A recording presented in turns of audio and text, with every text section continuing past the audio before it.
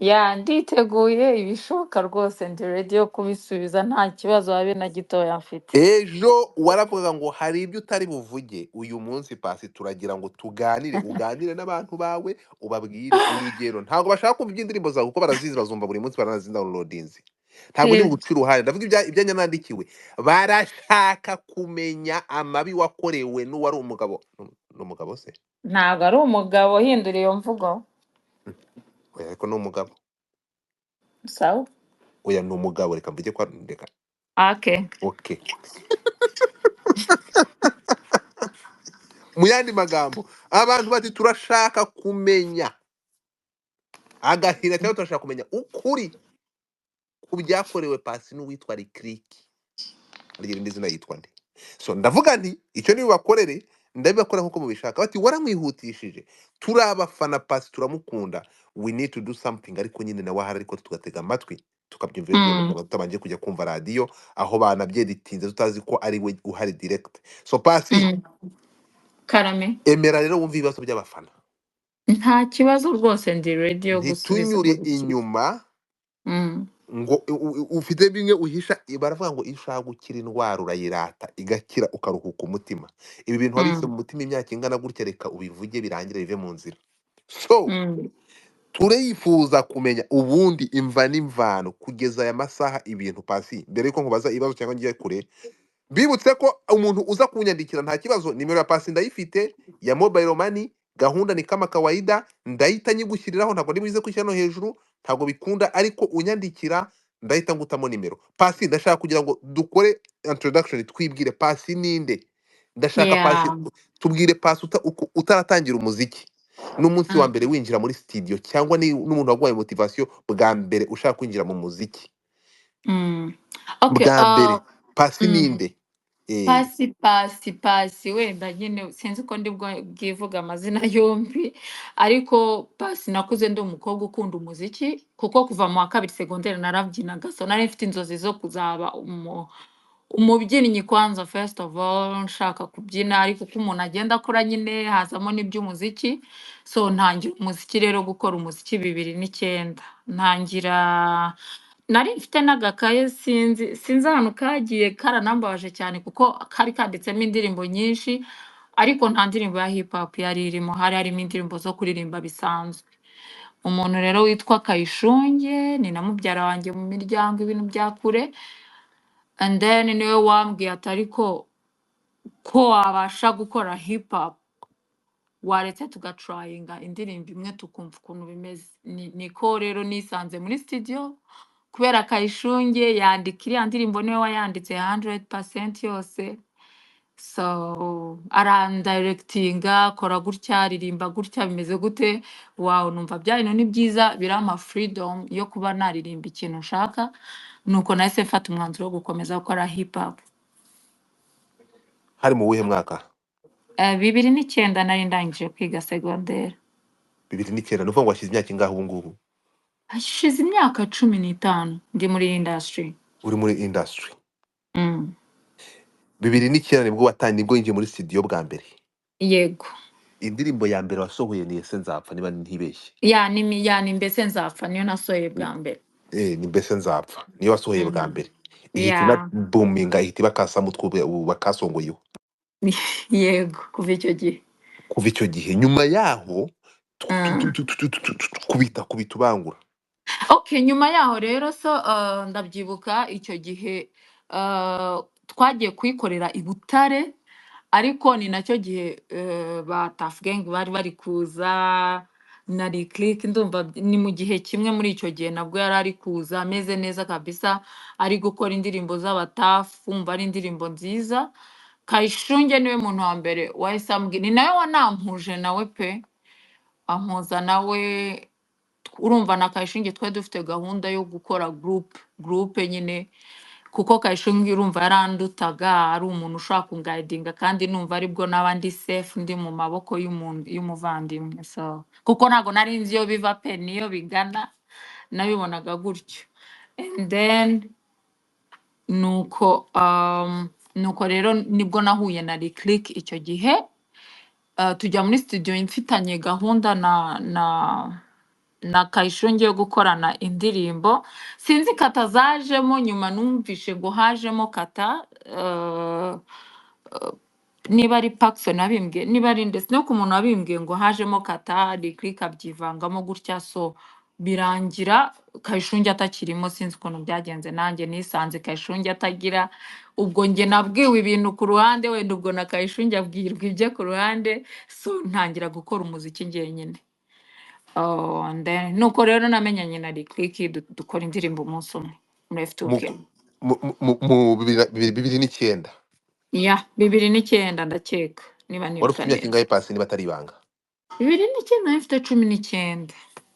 Wari ufite imyaka 19. Ya Wow.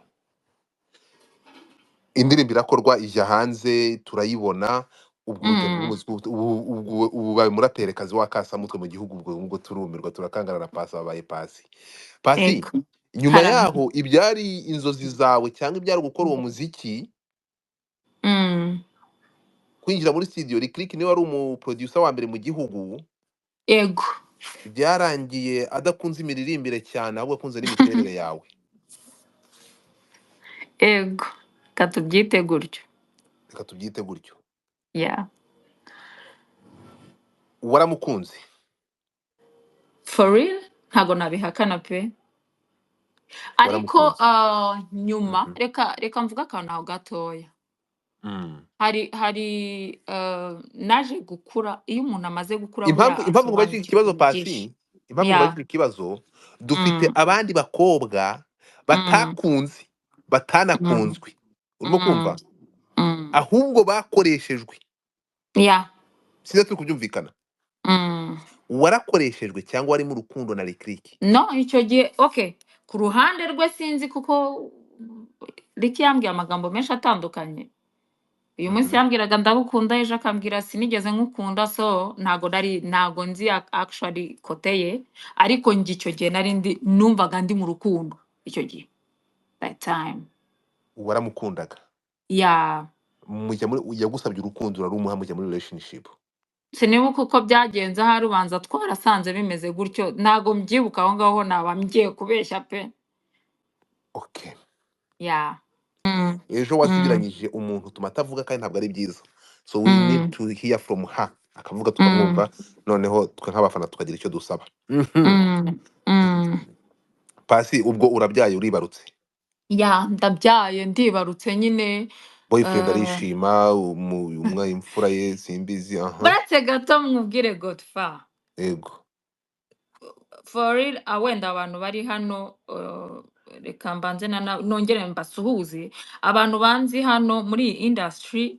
Ntekereza ko ari ubwa mbere banyumvishe mvuga amagambo menshi pe. Ndi umuntu utajya uvuga ibintu byinshi, ndi umuntu utanakunda induru, actually n'induru niyo banyatatse ndaceceka. Mbere yo kubyara ntago ndi bugere kubyara ntavuze ibiri imbere.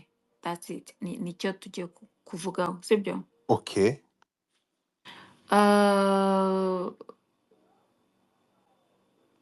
Uh, ntwita ndumva naramenye ko ntwite, hashize ukwezi ntwite.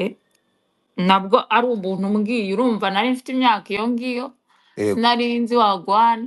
Imyaka Umuntu cumi niwe n'icyenda imyaka 19 20 gutyo. 20, yego. Yego. Umuntu arambwiye ati ariko cyane wenda abantu banzi baranzi no kugeza izi saha, ndi wa mukobwa utagenda amajoro, niko nakuze nyine, ubwo niwo muco nakuriyemo. And then umuntu arambwira ati ariko wa mukobwa we, ko mbona nkureba nkabona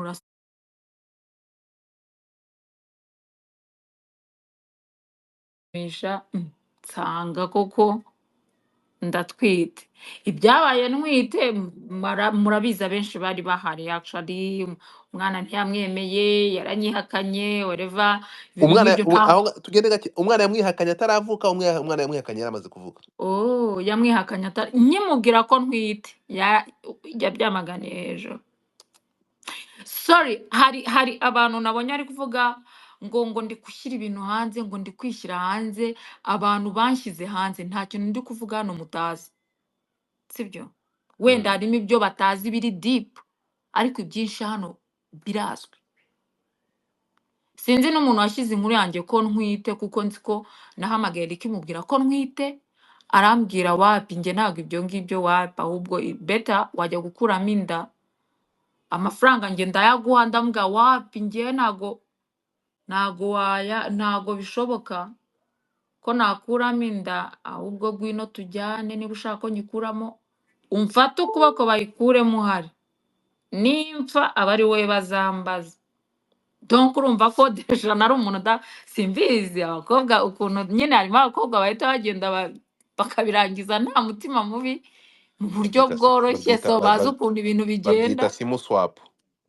bazi ukuntu ibintu bigenda njye ni mu gicu ukundi igicucu simbizi niba nabyita ubucucu cyangwa iki ariko so numvaga njye atariyo solution cyane wenda ko njye numvaga narakunze okay mba ni ibintu biri aho and then ubwo rero nyine niba ntago twahuje muri ibyo bintu akatinga communication ahita mbloka pe ugitwite nkitwite kabisa ahita mbloka inkuru zose zavugwaga ntavugana nawe tuza guhurira mu kiganiro kimwe abenshi bari hano barabizi cyangwa se bamwe baranagikoresheje simbizi sinzi abantu bose bari hano ariko barakiza bari bari muri industry hashize imyaka na yindi uraza kukitubwira hari ku isango simpamya ko nk'umuntu nka Oswakim atakizi kuko ndakeka icyo gihe yari ahari so ni Murambara na Saraye yakoraga mu isango icyo gihe sinibuka na ba Lisa udahari na ba Mike na ba Kabengera ntabwo nibuka niba Kabengera yari arimo ntabwo mbyibuka neza ariko hari harimo niwe wari uridinze na Lisa umwaka wari uwuhe Pasi? BBC 2010 se 2010 Oswakim nabaga kuri City Radio ariko isango nari inyizi ku buryo buhagije. Isango nibwo yari ikizi iri hot ikorera hano ahangaha bashyize car free zone aribwo iri gute inyuma y'urwego Opportunity Bank ibintu nk'ibyo ngibyo nibwo yari kiva muri test y'imiziki ndabyibuka igo yari imeze neza ifite n'abanyamakuru beza yari radio nziza icyo gihe nagize ubwoba pe muri kamera yanjye ubundi sinkunze kugira ubwoba ariko nagize ubwoba. wagize ubwoba bw'iki Pasi? Seriously how utagira ubwoba rero muvandi icyo gihe nari naramaze kwiyakira ni fata nk'umuntu w'indaya wahuye nayo mu kabari ugiye nko kugura wasinze nayo yasinze utazi niba yaranatwise cyangwa itaranatwise mbese unansibe unanyibagirwaho kugira ngo ujye unyandikira message zimeze gutya urumva birangije ubwo message nyine narayimwoherereje still n'ibyo nyine amagambo ye ndahamya neza ko mu bantu bose bamumenye sifite abakobwa nta muntu utazi message ya Ricky uburyo ifite uburemere iraremereye cyane uri kumva iraremereye ni ya message ishaka kugutera trauma ku myaka umuntu yari afite icyo gihe nyine ukibaza ibite bigenze gute ariko nyine naramaze kwiyakira pe urumva ibintu byose mu rugo bamba hafi baraguze ibikoresho baraguze ibintu by'umwana n'ibiki nyine baransapotinze ni nacyo kintu nshimira famille yanjye yambaye hafi pe bishoboka and then rero ubwo naje kubyara hamagara umushuti wanjye ndamubwira ngo ubu saa 7 z'ijoro ngiye kubyara no reka mbabwira akantu nibuka njya kubyara buriya igise kiraryana mwa bantu mwe niba harimo abamama hano bazi uburemere bw'igise nagendaga mama ajya akanyutse uyu munsi nagendaga mvuga ngo ariko hari ubwo nigeze nkunanira mama akambwira ati oya ntihari ubwo nigeze nkubera ikirara mama akambwira ati oya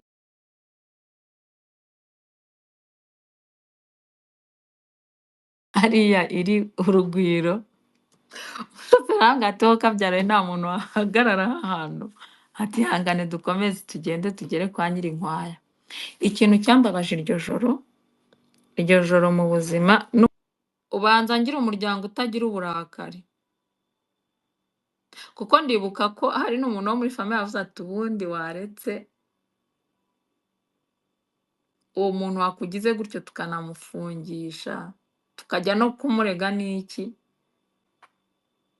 namukomeyeho byatari iyo ntamukomeraho byari kuba bibi uwo muntu duhita tunashwana ntibagaruke. nshaka kuvuga ntabwo ndi bukubwire ibintu nshaka ko mvuga oswaki ndavuga ibyo nshaka kuvuga Nta kibazo, urumva nta kibazo, nta kibazo, nta kibazo Eh, Pasi. ego Yeah. ntumprovoke ngo mvuge ibintu byinshi kuko mvuze ibintu byinshi hari ibintu byinshi byakwangirika mbabarira sinshaka gushyiramo famiye z'abantu hano hanyuma icyo gihe araza azana indabo aragenda kumva ubuzima burakomeza bwanjye n'umwana nyine na famiye yanjye kumva iki ni umuntu uri ameze nka interrupteur. Interrupteur niyo iba on kuko ucanye ukayizimya like umutima we ni on and off, on and off. Uwo munsi yakumva yaramutse neza akavuga neza, ejo yakumva yaramutse nabi akavuga nabi. Habayemo ibintu byinshi cyane ntashobora kuvuga, mpora nsaba n'Imana ngo Imana izandinde umunwa, icyo cyo sinzapfe nkivuze. Urumva arambwira ndibuka ko icyo gihe yaravuze ngo njyewe ngo nta kintu na gito nagufasha, uri kumva ngo nta kintu na gito nagufasha ngo kugira ngo ngire icyo ngufasha ngo uzave mu muziki. Rero buriya mwa bantu mwe uko mundeba ahangaha hari igihe umuntu aba azi umuntu njyewe ndamuzi uriya muvandimwe kurenza uko abantu mwese mumuzi hano, cyangwa se abantu mwabanye nawe, umuntu wagize amahirwe yo kubana nawe agatandukana nawe neza azamuke hano muri comment avuga ati njye nabanye nawe mbana nawe umwaka wa mbere wa kabiri wa gatatu tubana neza. Uwo muntu naboneka mumuhe igikombe kuko afite umutima ukomeye.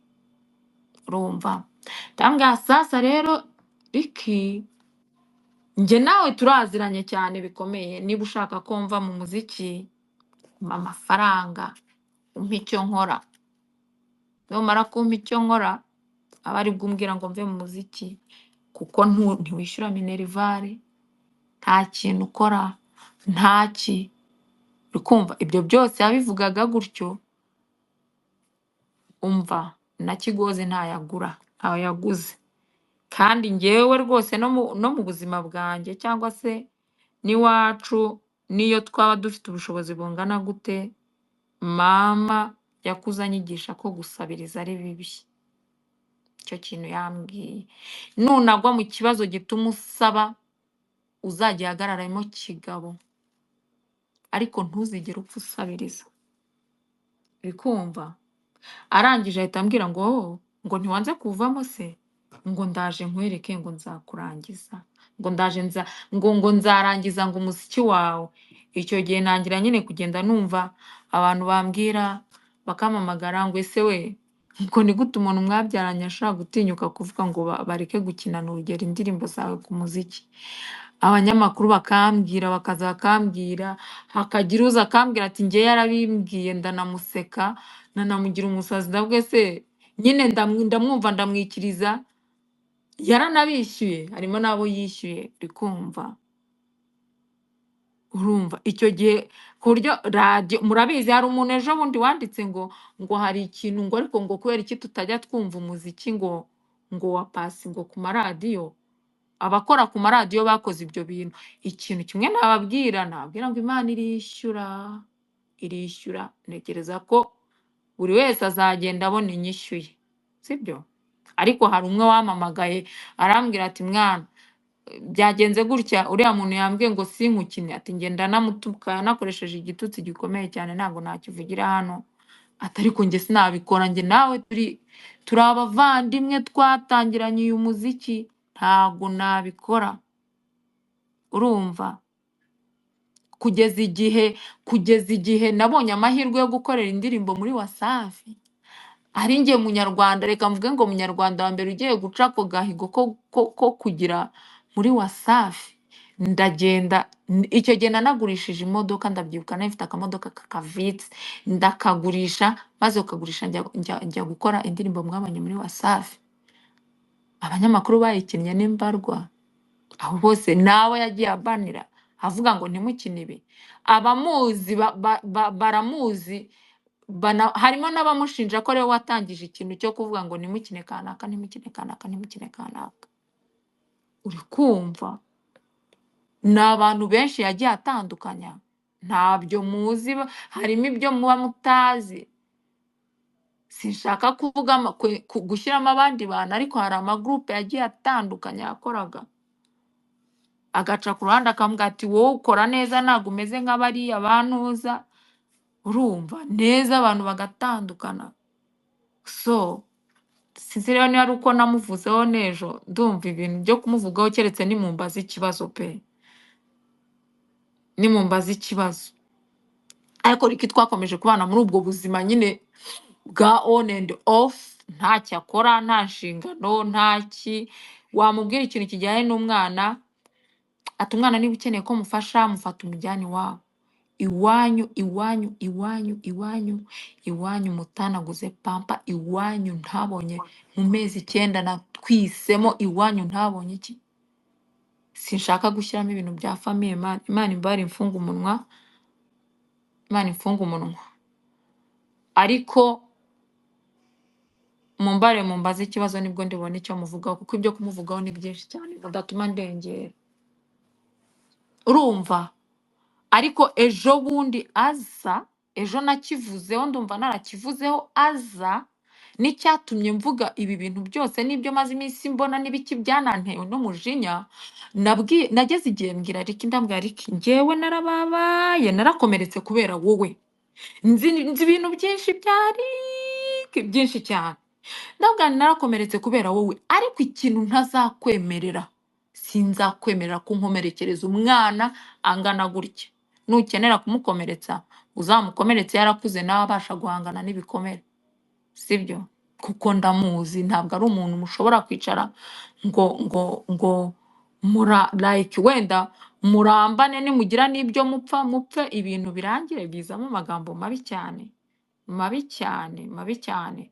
Ejo bundi azana, muhaye amahirwe yo kubonana n'umwana, Lucky yarabivuze, ariko bamuhaye amakuru atariyo, bamubwiye ibindi. Kuko na Lucky icyo gihe naramubwiye n'icyo gihe zana n'amafoto niba uyashaka ndayaguha, ari kumwe n'umwana we, ndayaguha arahari.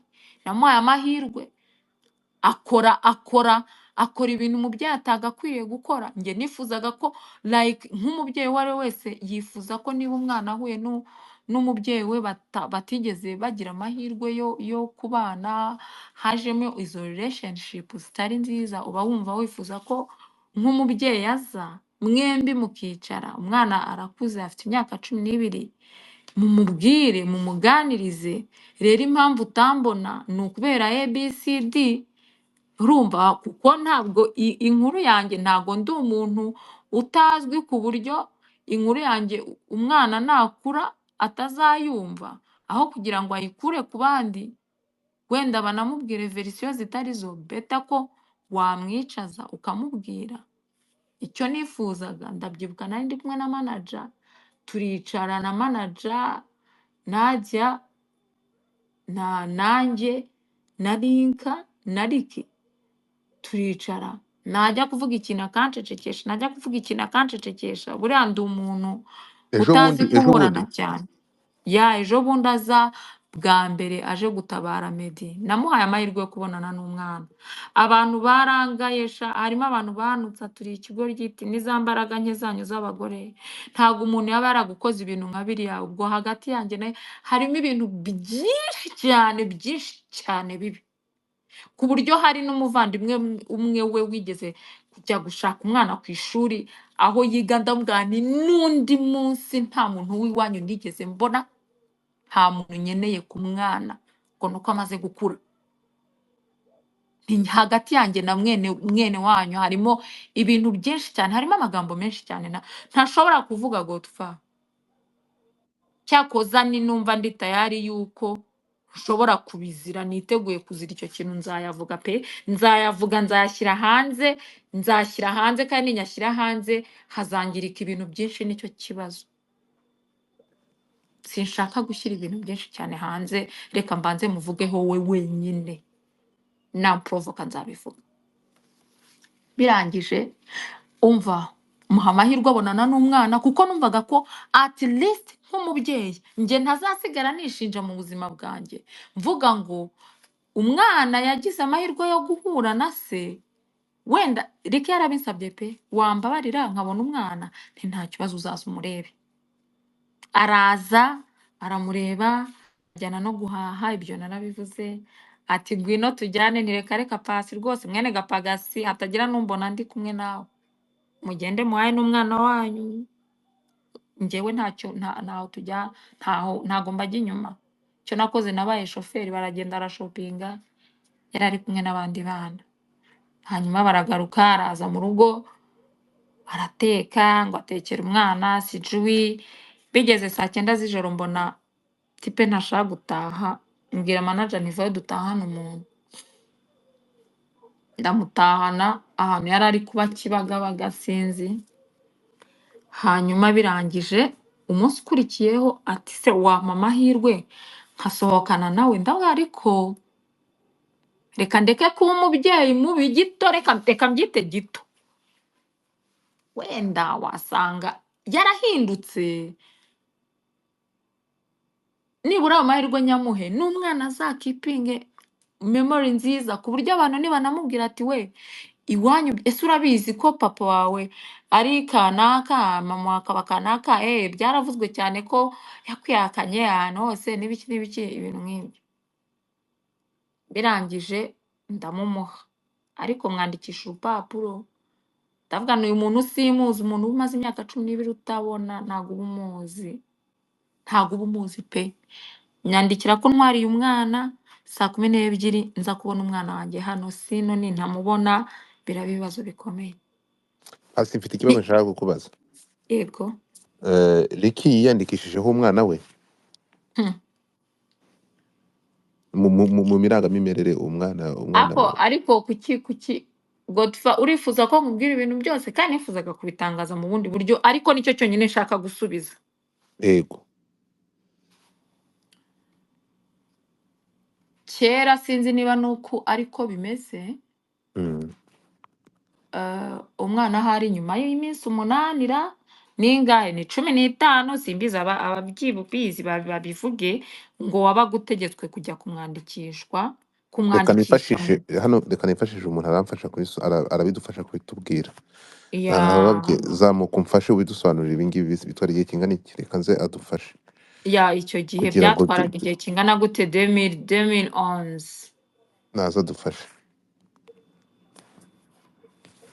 Niba wavuye mu nama accepting iyo mic uzudufashe, ariko se abesi ndi umunyamategeko harira nawe Okay, ntacyo tubwire. si ngombwa, ntabwo ari ngombwa, Mm. barabizi cyangwa se bazanabimenya. Hanyuma okay, araje. Sinzi rero icyo gihe ngo byasabaga igihe kingana gute, ubanza ari nk'iminsi 8. Umva ndamuhamagara, at least nubwo ibintu byose byagenze gutya, twajya kwandikisha umwana, sinzi umuntu Ihangane ubigenza. Pasi, reka dufashe kuri icyo cyatwaye igihe kingana iki, tubwire. muri iriya myaka ya 2010 twakoreshaga system navuga ijya kuba ivanze analog na digital, ariko itegeko ryavuga ko umwana atagomba kurenza iminsi 15 atanditswe. Yeah. Nicyo byateganyaga. Yeah, Ariko yeah, n'ubu yeah. ngubu itegeko ririho ni 15 agomba kuba yanditswe, uretse ko ubu ngubu umwana yandikwa akimara kuvuka, kuko kwa muganga haba hari umuntu ushinzwe irangamimerere. Ubu urakoze cyane, ubu byarahindutse, urumva nabijijinganyaga, ubu hari iminsi 15. Ndamuhamagara, nta at least niba ushobora kuza tukajya kwandikisha umwana, ntabwo yigeze aza pe. Urashaka nzakwereke se intuza? Ubwo urashubije, wagishubije wakomeza. Ubwo sinigishubije Nasi. ntibisobanutse. Nagisubije. Wagishubije ni ukuvuga ngo ubwo umwana kuko nakeneye gushaka pasiporo y'umwana, kamaze kumbwira akantu gatoya. Urabizi ko umwana agira aba ubundi atemerewe gusohoka mu gihugu nk'umwana ukiri mutoya adasinyiweho n'ababyeyi bombi. Mm. Urumva njya gusaba pasiporo y'umwana icyo gihe, urumva mu mpapuro ni njye nyina, kuri se hariho vide my dear, niba utari ubizi. Kumva njya gusaba pasiporo y'umwana, hanyuma mpageze urabizi bakubaza nyine impapuro n'ibiki n'ibiki, nahasanze umuntu yaranankoroga byatari, arambwira ati ni gute uvuga ngo umwana si uwawe ngo ntasagira. Ndamubwira se njyewe ninde utarabaye mu Rwanda muri iyi myaka ishize ku buryo atanyumvishe banyihakana kuri radiyo, muragira ngo uwo mwana mwandike ku giti cyangwa? Nanamubwiye nabi icyo gihe, uwo muntu rwose niba anakiriho azanambabarire. Namubwiye nabi kubera ko numvaga kuko n'icyo gihe nahamagaye na Rick ndi kuri immigration, ndamubwira please at least ushobora kwandika akantu gatoya ukomfaminga ko umwana ari uwawe, then bampe pasiporo, nkeneye pasiporo y'umwana kuko nashakaga kujyana nawe.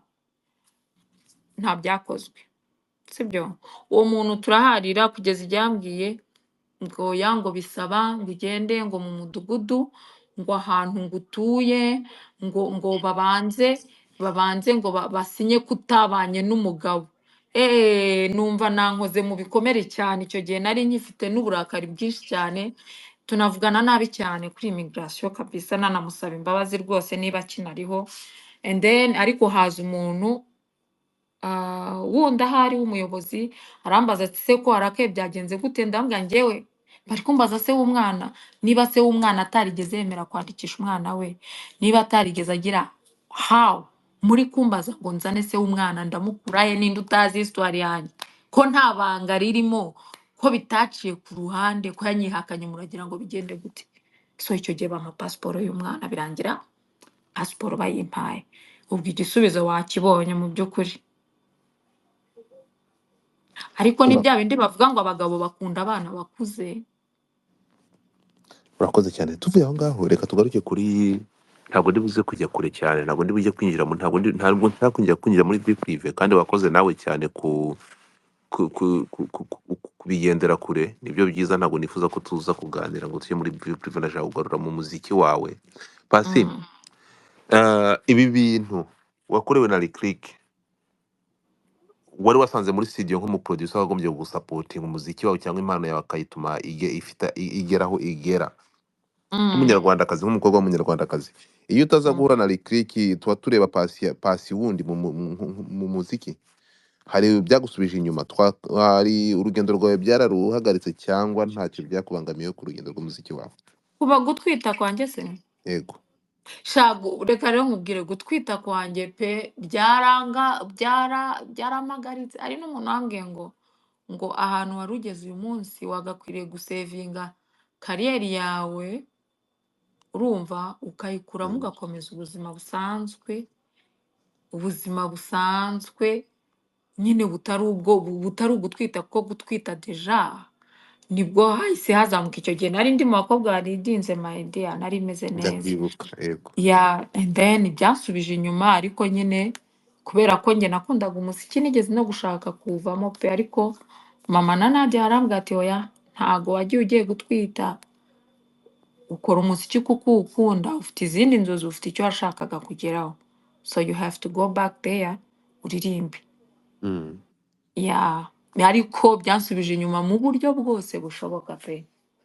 Uri kumva aranambanira agira gute? Utekereza ko ari iyihe mpamvu Lick yagusabaga kureka umuziki kugira ngo yemere umwana? Bihuriye he? Ntabwo njye nageze ntabwo numvishe. Ari selfish cyane, reka mbivuge gutyo. Ari selfish kuri level yo hejuru. Uri kumva ari selfish. Ndi kukubwira ko buriya nta kintu rikigeza nkorera cy'ubuntu, ariko hari abakobwa benshi yakoreye ibintu by'ubuntu, nta indirimbo z'ubuntu n'ibiki byose by'ubuntu n'ibiki n'ibiki, nta ndirimbo y'ubuntu Lick yankoreye atazanababeshya naramwishyuye. Yishyuzaga girlfriend we kumukorera indirimbo? Njye naramwishyuye pe, azanababwire nimumubona muzamubaze.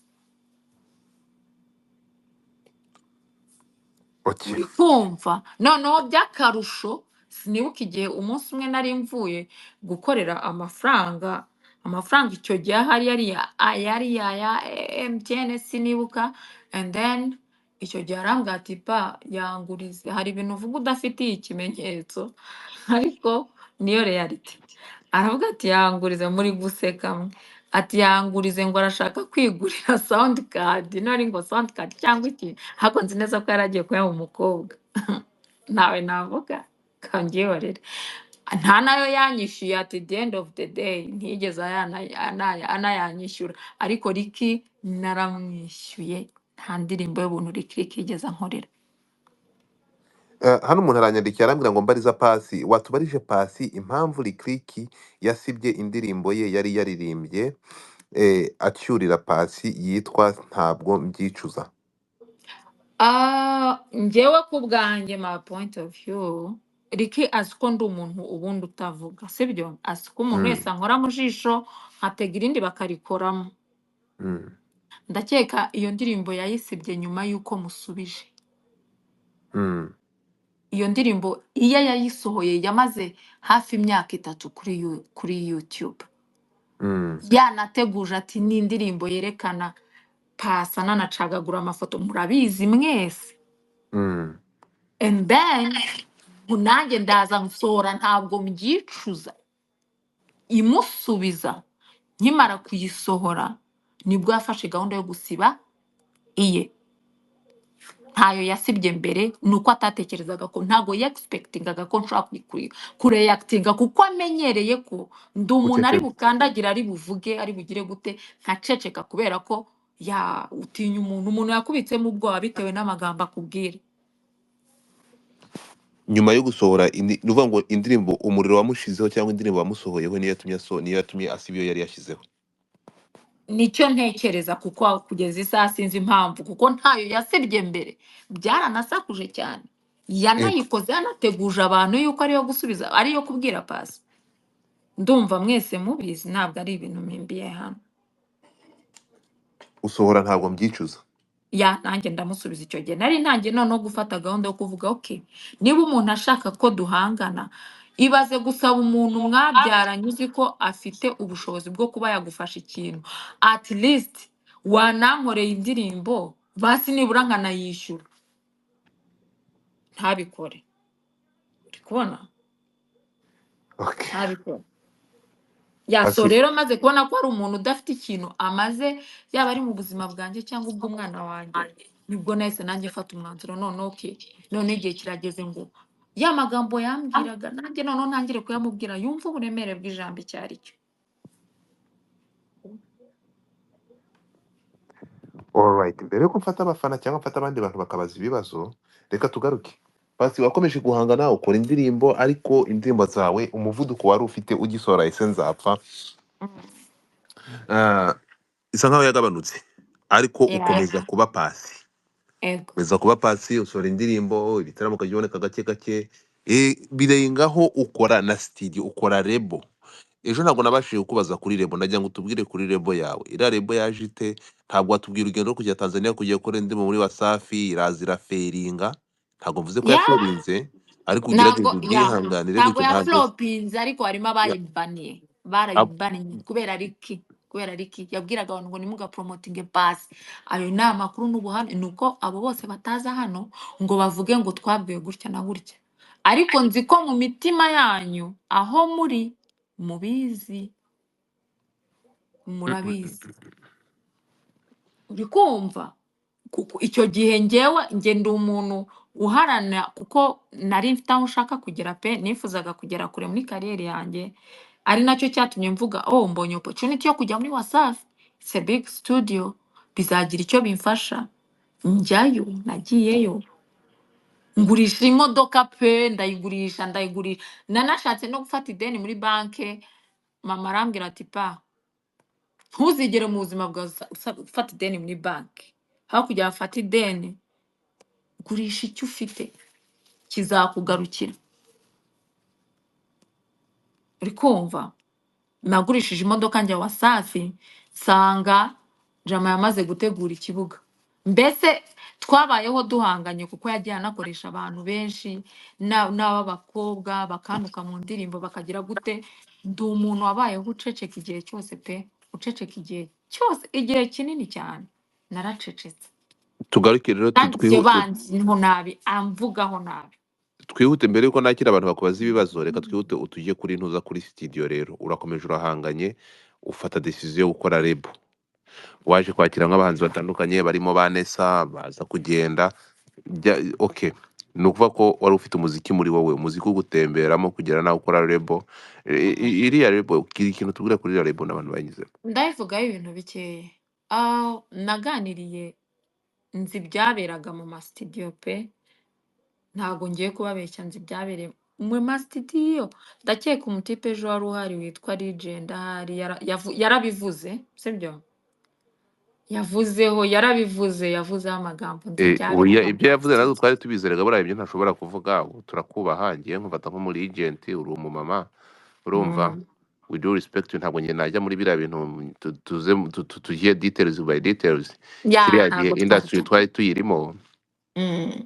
showbiz twari tuyirimo, twari duhari, Mm. urumva. Ziriya buriya uribuka muza za quelque part bagize ifungura za demi-zara kwa Rubangura, was Mm. there, so twari duhari. Ntabwo twajya muri details ngo tuze tujye muri studio. Rumors zavuzwe kiriya Mm. gihe barandikaga, ntabwo ribu yari yakaje ngo banatinyemo, Mm. barandikaga. Ntabwo tuza gusubira inyuma ibyavuzwe muri studio, biriya bya ukuntu bagutereye inda muri studio, we not gonna go there. Ntacyo biza kutumarira ahangaha. Icyo dushaka, Mm. turashaka kugira ngo tumenye urugendo, noneho unavuge unabohoke, ariko ntabwo tuza muri details z'ibyanditswe. Handitswe byinshi Pasi, handitswe Yeah. byinshi, bagushinjije abandi bantu, ni byinshi cyane, ntabwo tuza kujyayo. Rero Mm. reka twigarukire kuri studio gatoya kugira ngo nze gutanga n'abandi hano bashobora no kutugira inama. Reka bashobora no kukugira inama, ariko nibutse ba bantu mwari mwambwiye ko mwifuza Pasi ngo agaruke Pasi ku ndirimbo, murabizi. Ariko se Pasi ndi kubabwira muramwibuka cyangwa murumva ngo Pasi tu? Abana bato ntimuzi Pasi, abantu mutangiye kumva umuziki ejo bundi mwavutse 2005, icyo gihe mwari mugita inkonda. Pasi yabaye Pasi nzapfa. Hari ifite indirimbo nyinshi, hari indirimbo noneho yasohoye nshyashya. Iyi ndirimbo ni nakasamutwe Pasi n'ikindi. Hari indirimbo yise Birakureba, ni indirimbo yasohoye ejo bundi hashize nk'iminsi 2. Mugende muyirebe kuri YouTube channel ya Pasi, Oda Pasi, mugende muyirebeho. Hanyuma noneho tuvuyeyo, reka mbabwize ukuri Pasi, ndashaka kukubaza ibi bintu byose n'ubu burakari. Nyuma Mm. ejo twabivuzeho ahangaha, hari indirimbo mwakoze uri kumwe na Mm. Knowless, urukumva. Mhm. Knowless na Cindy, ni Cindy ninde? Sini. Sini. Mm. Wait a second. Hano. Ahangaha ikigaragara cyangwa uko bimeze tuvugana, mwambwiye ko iyi ndirimbo ni Lick wayikoze, ariko mu kuyikora niwe mwaririmbaga. Nyuma yaje no gufoundinga out uko mwaririmbaga. Sinzi umuntu ninde, muntu wabimubwiye ni Kamishi ninde? Yeah, I think ko ari Kamisha. I remember Kamishi ko ari ahita amubwira ati Kamisha. wacyohewe urakora indirimbo bari kugushumika. Pasi, ndashaka kukubaza, don't you think yanga wari ugitwite? Hari nshaka kuba aho ngaho nari ntaratwita. Mwari kumwe mugikundana, ariko waramaze kumenya ko ntashobotse. Ya, kuko niba ushobora guhamagara umuntu akakwita bitch, akagira gute, sometimes akakubloka, akagira gute, burya amagambo umuntu akubwira ahita akwereka nyine uwo ari we. Ahangaha muhitamo mukatira. Don't you think ko ibi ngibi bishobora kuba byaragushyize byarabaye intandaro y'uko agomba gukatira completely ko mwari mwamushumitse? Kuko ahangaha urumva ntabwo mwanyuze iruhande. Niba yaraje kubimenya amaze gukora indirimbo yamaze gusohoka, ntabwo utekereza ko mwamurakaje cyangwa wamurakaje bikaba ngombwa ko akugendera kure cyangwa ntibikunda? Iyi ndirimbo ntiyaba yarabigizemo uruhare. Wenda wasanga ariyo mpamvu yanyishyuye mu ndirimbo ya Paxson nari naririmbyemo akankuramo. Birashoboka ko aricyo In- nawe yanyituye. Indirimbo ya Paxson yayigukuyemo, Ya makorabo Paxson yakoraga, ndumva iri mu ahuriza makorabo nk'abantu benshi, yari ifite amakorabo yahuriza menshi. abantu benshi, ndumva ari Ben wari wayiririmbyemo hari chorus. So Yarimo na Diplomate. ubanza ariyo nzika hari cyangwa se izindi, ntabwo simbizi mu by'ukuri. Anyway, reka dukomeze. So n'urugendo rurerure, ni urugendo rwa Pasi kuva mu 2009 kugera 2024. Urumva n'imyaka myinshi arimo kwihiringa kugeza n'uyu munsi agasohora indirimbo. Yahuye n'ibyo bigeragezo, ariko by'umwihariko producer Lick Mbabazi Mm, siyo zina rya mm, mm. Lick ati ntabwo wambaniye ahangaha, ntabwo ngiye kuzura kaboze, ariko nituza gusubira inyuma ntabwo amakuru avuga ko, ntabwo ngiye nta kibazo mfitanye na Lick, Oya ariko ntacyo. ugiye kureba ntabwo ngo ibintu byabaye kuri wowe wenyine. Okay, wowe yaguteye inda, ariko bivuga ko afite abana bane mu mujyi wa Kigali abyaranye n'abamugannye muri studio. Ibyo ngiye Sha tubyihorere. ibyo tubyore nanjye izo nkuru ndazumvisheho, gusa byaba Naguha mu byiza abo minsi bana bose yashize bamenyanye bagahura mu nk'abavandimwe. minsi yashize twavuze kuri iyi story, nkubaza igihe yari acceptance, yari afite umwana we mu bana be, ndavuga wow, Mm, ko bavuga ko Pasi Lick yanze umwana we amasaha, nkabona Pasi umwana yamaze kugera muri Amerika. Pasi yabageze muri Amerika, of course nk'umuhanzi nari nzi ko uwo mwana azanye na mama we. Nkubajije urambwira ati umwana wanjye ndi kumwe na hano mu mujyi wa Kigali, ntaho yagiye. Mm. mm. Oh, Urabyibuka ko nabikoje mu minsi yashize, ça fait longtemps. So, ibyo ngibyo tugarukeho gatoya. Pasi, mm. twigarukire mu We muziki, tube tuvuye urugendo rwa ni baby daddy niko babyitara sha bya uretse yego. bya okay, abantu muri kunyandikira, reka mwandikire Pasi abashaka kumutamo, kama ni gahunda niyo ngiyo, niko bimeze. Uko byagenda kose tugomba kumukorera n'indirimbo ikanasohoka. Rega indirimbo nangahe siko itagera no kuri miliyoni, tugomba kumukorera Mm, n'indirimbo igasohoka ikajya hanze, akadutamo neza, akadusubiza inyuma mu bihe byashize.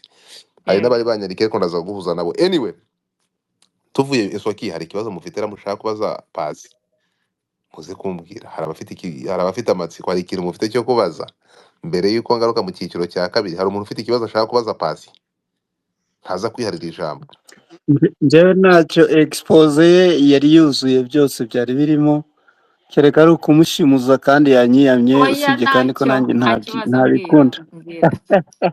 Ntabwo nagushimuza Oya Pasi, mbwira kereka mbwira nitugaruka Osoki. kuri ah, oya uribuka umutware Bampo akwambura ubutore? Yego. Icyo Godfather yigeze akikubaza? Ntabwo icyo cyo ntabwo Ujye kukivugaho. Mm. Oya, okay, Yamwa- ahubwo ntekereza ko wenda ya- ntago nakivuga icyo kintu kubera ko yamwambuye ubutore, ubu yambuwe eh, Rwanda mu sibyo. kindi gihugu kitari cyo.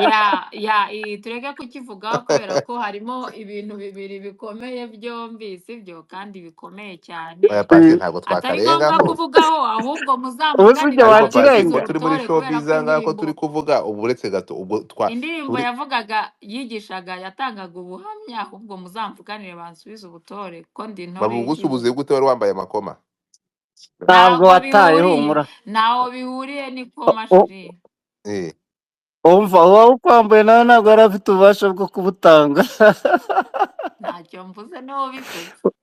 Ura- Uracyabufite. Yego. Ahubwo indirimbo ibyatsi igeze he? Irahari, iri hanze nyine n'ubundi yarakomeje iba hanze n'ubundi. Yararebwe cyane. Abantu barayirebye barayipureyinze nuko nyine abantu baranayikunda kubera ko jisite icyo abantu begispektingagamo si cyo basanzemo, kuko ni indirimbo irimo inyigisho. Irimo inyigisho, ariko wari wagobetsemo kariya kantu k'ibyatsi ugacamo imigemo ibiri. Mm.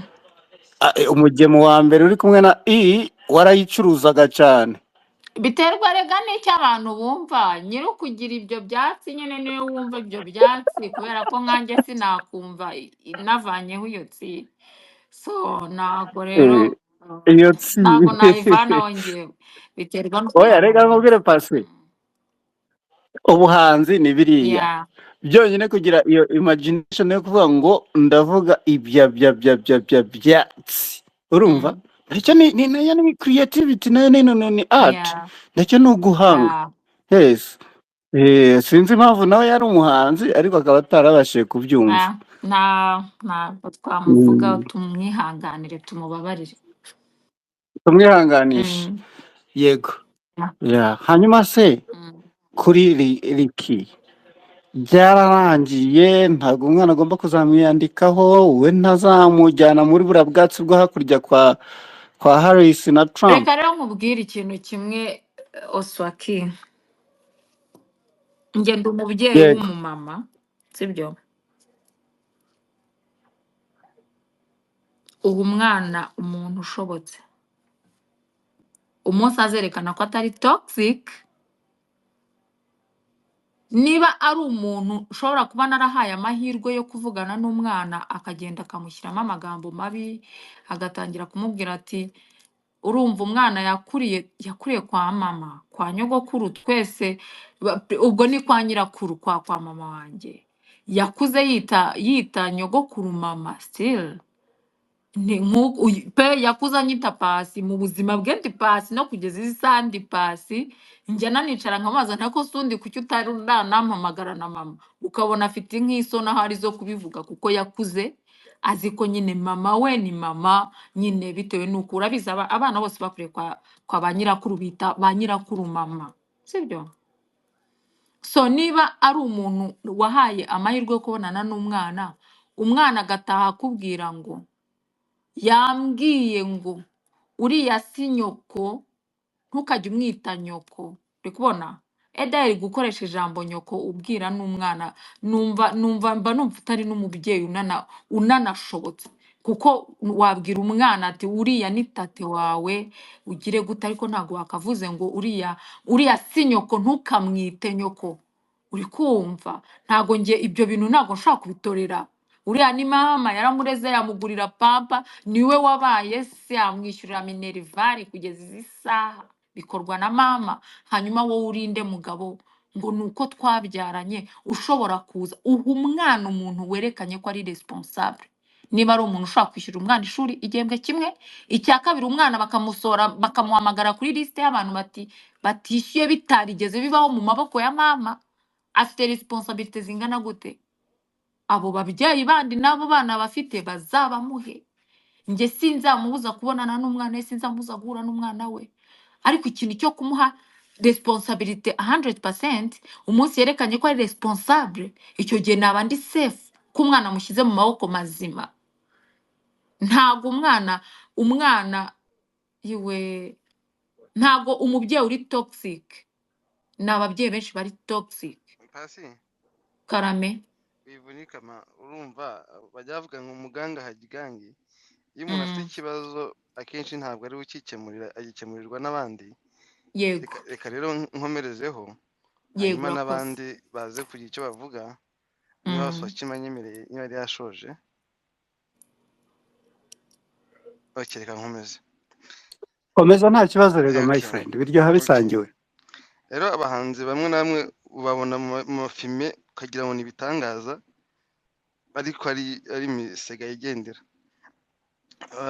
mumbabarire kuba nkoresheje iryo jambo urikoresha reka nze ngicyo mvuga ntabwo umuntu yamara imyaka ntabwo umuntu yamara imyaka 10 irenga akwingingira yuko umwana ahetse ari uwawe ngo bite utwatsi uri umuntu iconic public figure ni imisega bivuga be rwose ndabivuze ko niyo twanahura ntabwo yankanga urumva ari mushiki wanjye sinzi uko byagenda so urumva rero ahangaha tujye tubwizanya ukuri uwo gushimwa tumushime n'uwo kunenga tumunenge twemye tunamubwira tuti n'abandi barebe agendana iyo probre agendana icyo gisebo ndetse naba n'umugabo asabe n'imbabazi nk'umuntu